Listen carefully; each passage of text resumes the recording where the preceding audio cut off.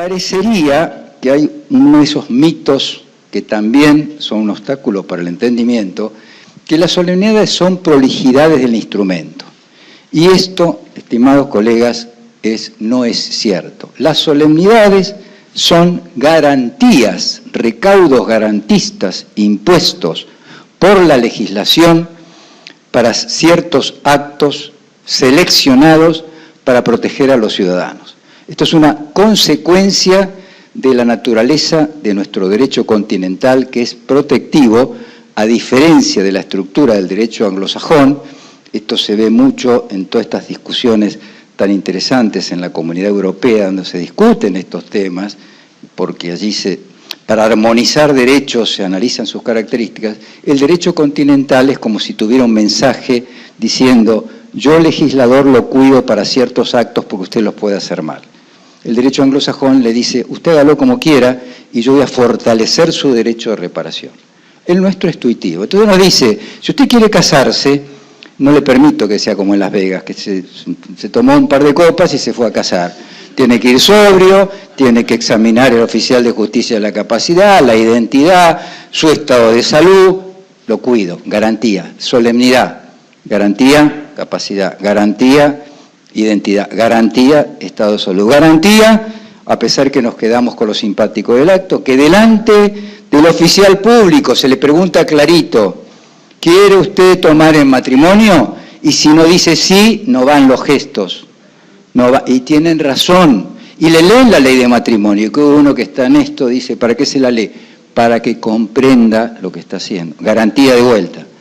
Entonces, quisiera dejar en ustedes una convicción de muchos años de dedicación a estos temas, que las solemnidades están mal comprendidas. No son adornos de los instrumentos ni maquillaje, sino que son garantías de los actos jurídicos que inclusive se aplican en las etapas previas a la realización del acto.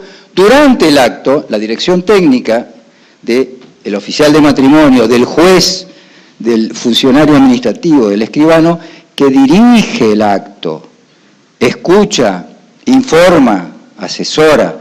Todo esto son solemnidades y entonces, en vez de adornos del instrumento, son garantías a los ciudadanos para que hagan las cosas bien.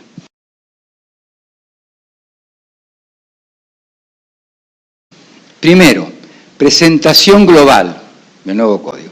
Nuevo código, y estoy hablando en el libro primero, en el capítulo 5 de actos jurídicos, tenemos en la sección tercera, forma y prueba del acto jurídico, en la sección cuarta, instrumentos públicos, y eso no está allí. Y en la sección quinta, escritura pública y actas, y en la sección sexta, instrumentos privados y particulares. Se mantiene en líneas generales el mismo diseño del código actual. Es el mismo diseño del código actual. Mucho mejor redactado, con mucho menos artículos y mucho más preciso técnicamente. Es lógico, 120 años en ciencia jurídica no pasan en vano. Entonces está mucho mejor redactado. La estructura es básicamente la misma.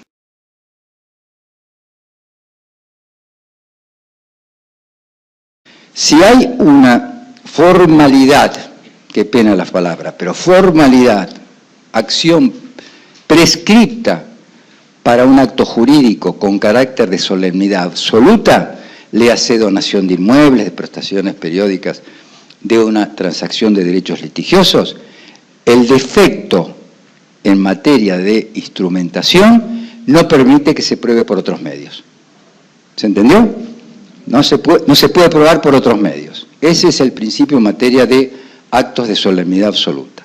En los actos de solemnidad relativa, los que hoy tenemos en la 1184, compraventa inmobiliaria, cesión de derechos hereditarios, etcétera, a poderes en el sistema del código todavía vigente, el nuevo no, porque no se suprime la escritura pública para los poderes. En ese actos de solemnidad relativa, el principio es: si no se cumple con la solemnidad, no lo hice por escritura pública. Nos pusimos de acuerdo, digo, mire, me vende ya no en contrato de locación, me vende una propiedad. No lo hacemos por escritura pública. A pesar de la infracción, vale como contrato que me permite exigir que se cumpla con la escritura. ¿Sí? Entonces ahí, a pesar de la nulidad, hay conversión y se puede probar pero no puede probarse solamente por testigos. ¿Se entiende? En cambio, y en los demás actos, obviamente, hay una excepción, excepcionalmente, o sea, la regla es la del puntito, los dos, dice 2. 3, excepcionalmente, si se dan alguna de estas condiciones, puedo inclusive probarlo también por testigos. O sea que si ustedes quisieran tener una primer propuesta hermenéutica de cómo funciona la prueba en materia instrumental, es esta que aparece en el parágrafo E del PowerPoint, deducida del régimen de prueba en materia contractual. ¿Se entendió? Bueno, bien, entonces, en materia de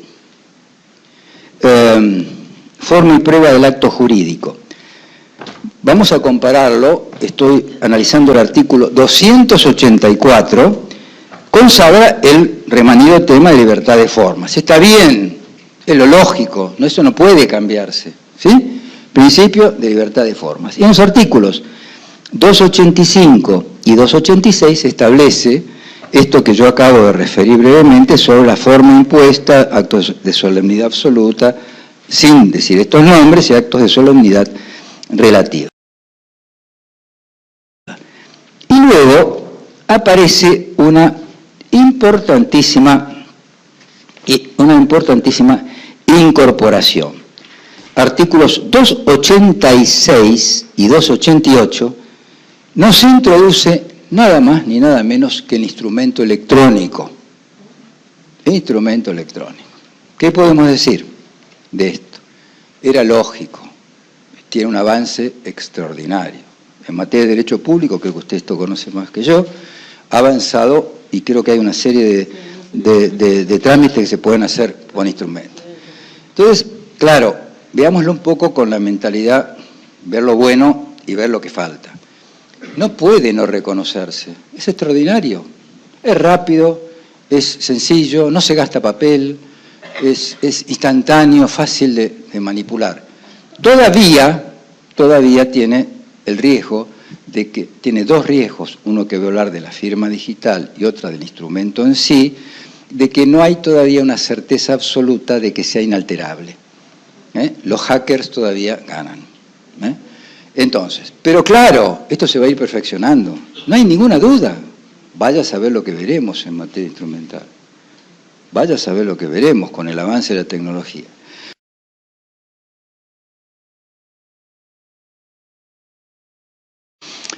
Para que nos sirva de cultura elemental, por favor, cultura elemental, voy a hacer una brevísima reseña de lo que es un instrumento electrónico, porque de alguna manera son esas frases, vio que uno escucha, pero ¿cómo se hacen? Bueno, básicamente, en una simplificación extraordinaria, está compuesto por dos elementos. La firma digital, que tengan MFE inicial, es como un pendrive, ¿sí? Y el lugar donde está el instrumento, que generalmente es un aparato electrónico, ¿sí? Entonces, ¿cómo funciona? La firma digital tiene todo un algoritmo que maneja el software, que hace que sea infinitamente superior a la firma manuscrita, porque se supone que es bastante inalterable. ¿Hasta ahí estamos? Yo lo conecto a la máquina, imaginemos que estoy contratando con la doctora ese contrato de locación, se lo mandé, pero cuando lo mando por documento electrónico concebido con estas características, no va solo como lo mandamos hoy, el documento de Word, va con un sistema de encriptación de un algoritmo que también rodea todo el texto y hace que eso no se pueda activar si no aparece el otro, el de la firma digital. ¿Se entendió? Entonces, si yo junto la firma digital que tiene el software para ingresar allí y ella tiene el suyo, se supone que podemos hacer, y sobre todo a distancia, podemos hacer unas contrataciones extraordinarias con bastante seguridad. Esa es la buena noticia. El problema que todavía tenemos es que esos pendrive y nos viene bien la metáfora del pendrive, lo puede usar cualquiera. Entonces, mientras no se pueda asociar, que es lo que permite la firma autógrafa, el pendrive a la persona y viva, todavía este problema no lo tenemos resuelto. Pero que se va a conseguir, no tengan ninguna duda. Entonces, este documento electrónico es el que ha sido incluido en el código y va a permitir un avance extraordinario, porque a medida que se incorporen las mejoras tecnológicas, va a ir creciendo.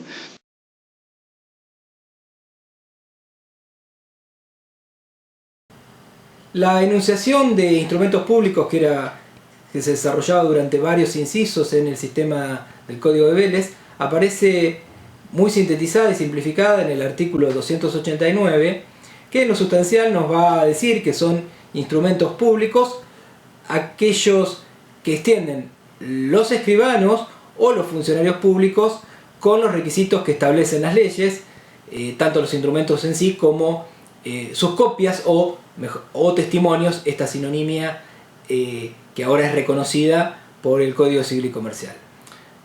El tercer y último inciso de este artículo 289 se refiere a los títulos emitidos por el Estado Nacional, provincia o ciudad autónoma de Buenos Aires, conforme a las leyes que autorizan su emisión. Este es un caso particular donde la firma no se da en cada ejemplar, sino que aparece sistemáticamente reproducida. Esto ocurre tanto en los billetes de papel moneda como en los títulos públicos o títulos de crédito que habitualmente emite el Estado. El artículo 290 nos habla de los requisitos de validez del instrumento público y que va a tener que ver con, en primer lugar, que se compruebe la actuación del oficial público en los límites de sus atribuciones y en función de su competencia por territorio, competencia territorial, y que esté firmado con las firmas del oficial público y de todas las partes intervinientes.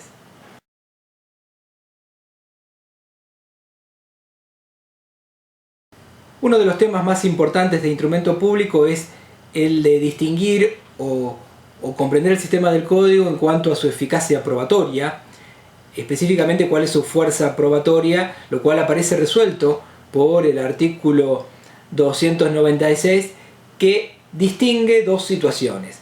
Por un lado, las cosas que pasan enfrente del oficial público, de las cuales él puede dar fe. Esto es el inciso A. En cuanto a que se ha realizado el acto, la fecha y el lugar, y los hechos que el oficial público enuncia como cumplidos ante él, se presumen válidos hasta que sea declarado falso en juicio civil o penal. Este es el punto, el grado más alto de la presunción de validez. Antes se hablaba de redargución de falsedad, ahora se dice hasta que sea declarado falso. Estos son actos, como decíamos, pasados ante el escribano. Por otro lado, también por ejemplo en una escritura ocurren cosas de las que el escribano no presencia, pero que a él se le dicen, que finalmente son declaraciones. Entonces, esta es la hipótesis captada por el inciso B de esta norma, que habla del contenido de las declaraciones sobre convenciones, disposiciones, pagos. Las partes pueden haber dicho, le entregué un pago o se le entregó antes de este acto, por ejemplo, o se ha entregado la posesión de este inmueble, reconocimientos y enunciaciones de hechos que son directamente relacionados con el objeto principal del acto que se está celebrando. Estos no tienen el mismo rango o el mismo efecto de ser presumidos válidos hasta que sean declarados falsos, sino que menos intensamente se presumen válidos hasta que se produzca prueba en contrario, pero ya no es necesario que exista esta declaración judicial de falsedad en juicio civil o criminal.